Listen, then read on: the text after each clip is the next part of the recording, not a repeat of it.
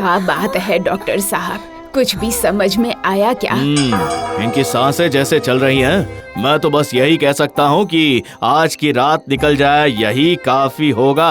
ये आप क्या कह रहे हैं डॉक्टर साहब? मेरी प्यारी बच्ची इस तरह से इतनी जल्दी? मैंने अपनी सारी कोशिश कर ली है बड़ी माँ, पर सब कुछ ऊपर वाले की लीला और खेल है। पता नहीं कब कौन इस धरती का मोह त्याग दे।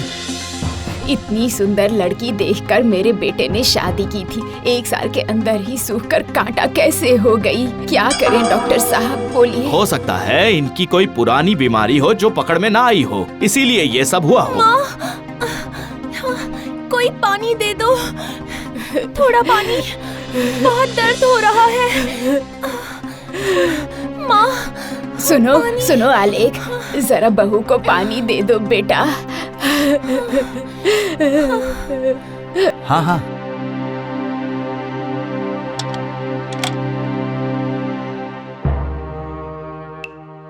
क्या बोल रही हो? क्या कहना चाहती हो? नहीं नहीं बहू, आ जाओ बेटा, वापस आ जाओ। तुम तो हमारे घर की लक्ष्मी हो, तुम कैसे जा सकती हो? वापस आ जाओ बहू, वापस आ जाओ।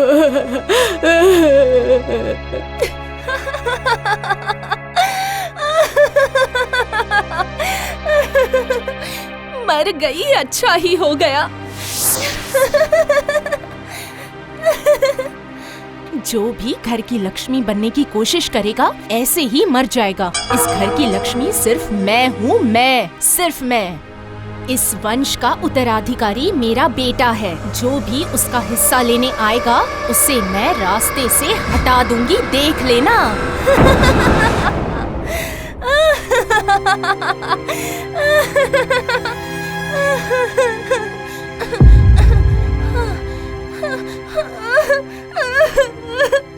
नहीं दीदी,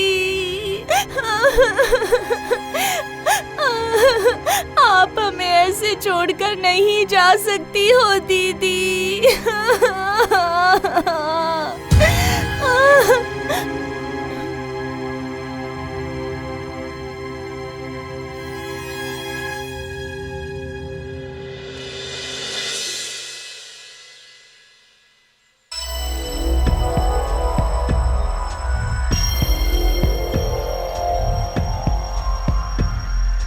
आखिर ऐसे कब तक भैया पर आश्रित रहेंगे हम? हमें भी तो अपना हिस्सा चाहिए ना। ऐसा कब तक चलेगा बताइए? अरे वाह, हो जाएगा। होगा मतलब आप ऐसे ही बैठे रहिए। और वहाँ माँ ने भैया की शादी के लिए फिर से लड़कियाँ देखना शुरू कर दिया है। तुम ये क्या कह रही हो? भैया फिर से शादी करने जा रहे हैं? हाँ, जरूर करेंगे। तो फिर हमने जो सपने देखे हैं उनका क्या होगा? सब पानी में बह जाएंगे। मेरा बेटा अभी जमींदारी का मालिक नहीं बन पाएगा जी। नहीं नहीं, तुम ऐसा मत कहो, ऐसा बिल्कुल मत कहो। मैं ऐसे ही बोल रही हूँ। सुनिए, यही मौका है, अपने भोले भैया से जो भी लिखवाना है लिखवा लीजिए। अगर ये मौका हाथ से निकल गया ना तो दोबारा हमें मौका नहीं मिलने वाला। मेरी बात अच्छे से समझ लीजिए। जो करना है अभी करो। आप बिल्कुल भी फिक्र मत करिए भैया, मैं सब कुछ देख लूंगा। बेटा आलेख, जरा ये तस्वीर देखो। इसकी जरूरत नहीं है माँ, आपका जो मन करे वो कीजिए। आप जो कहेंगे मैं वही कर लूँगा। ठीक है, तो फिर अगले महीने में तारीख तय कर देती हूँ। हाँ बताइए ना, कहाँ साइन करना है? हाँ हाँ, बस यहाँ कर दीजिए, यहाँ पर। ठीक है, पर मैंने ये सब कागज देखे नहीं है। आप फिक्र मत करिए, मैंने सब कुछ देख लिया है।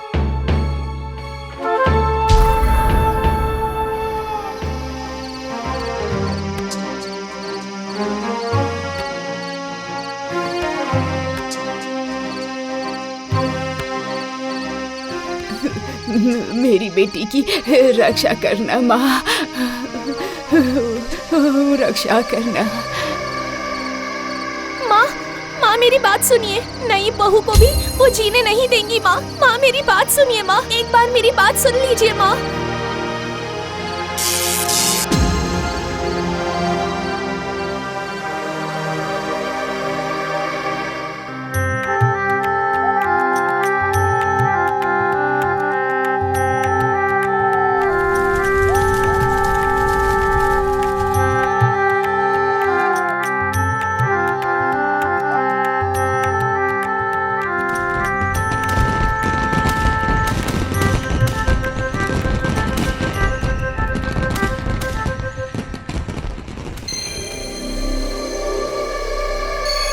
क्या आप सुन रही है मेरी बात? एक बार मेरी बात सुन लीजिए ना।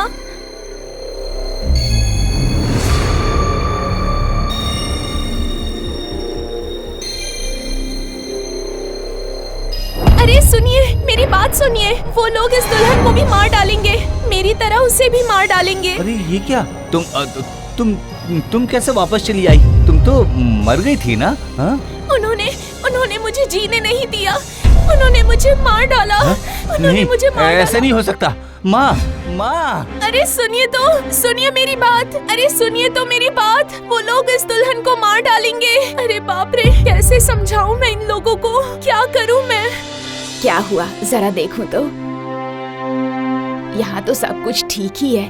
बहू, ओ बहू। हाँ जी माँ, कहिए। लगता है नींद आ रही है। हाँ माँ। चलो चलो मेरे कमरे में चलो। सुनो, तुम दिमाग से बड़ी बहू को निकाल दो, समझ गए? चलो बेटी चलो, आ जाओ।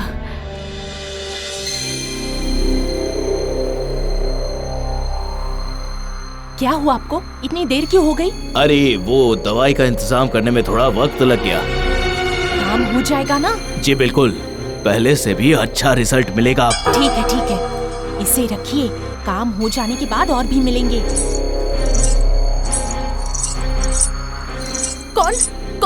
कौन है वहाँ? कौन है?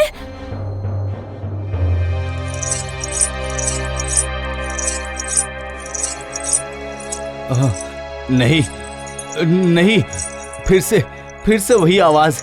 ये क्या हो रहा है? फिर से वही पायल की आवाज। ये क्या हो रहा है? मुझे बस वही बातें याद आ रही है। पानी, बहुत दर्द हो रहा है।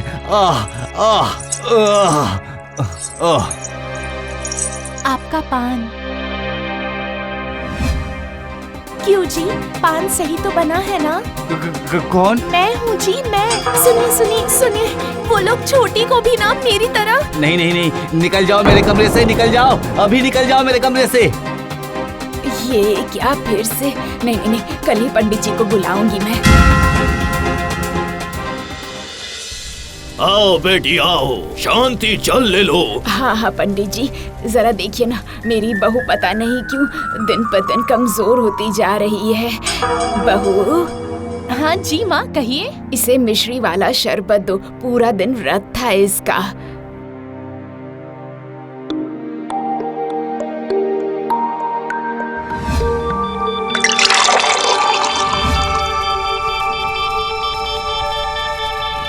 ये लीजिए माँ, ले आई हूँ। ऐसा खिलाऊंगी ना कि ये यहीं की यहीं मर जाएगी, देख लेना।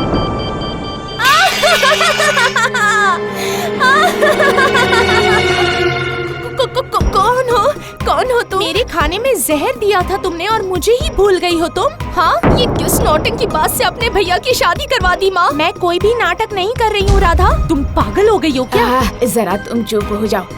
तुम क्या बोल रही थी, बताओ। माँ, संपत्ति के लालच में जहर देकर जैसे मुझे मारा गया है, ठीक वैसे ही ये लोग इस छोटी दुल्हन को भी मार देना चाहते हैं। इसलिए मैंने अपना माध्यम बनाया है। मेरे खूनी को सजा मिलने के बाद मैं चली जाऊंगी माँ। किसने मारा है तुम्हें? वो उसने मारा।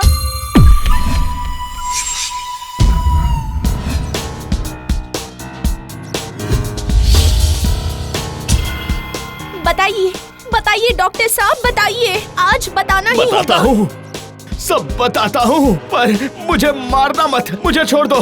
मेरा कोई भी कसूर नहीं, ये सब मैंने मंजली बहू के कहने पर किया था।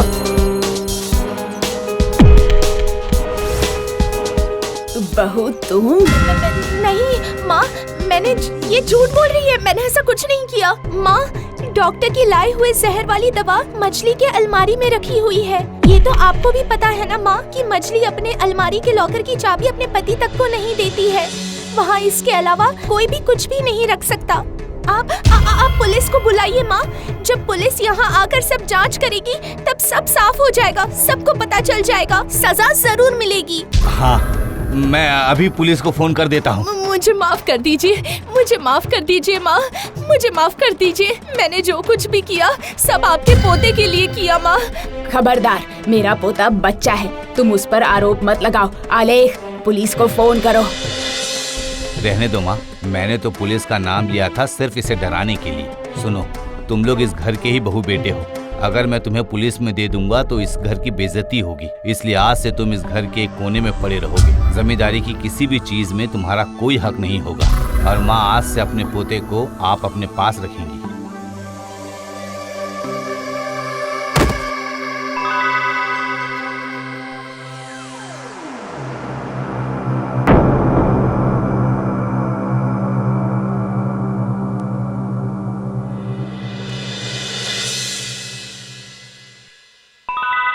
मुक्ति मिल गई उसे, बड़ी बहू को मुक्ति मिल गई।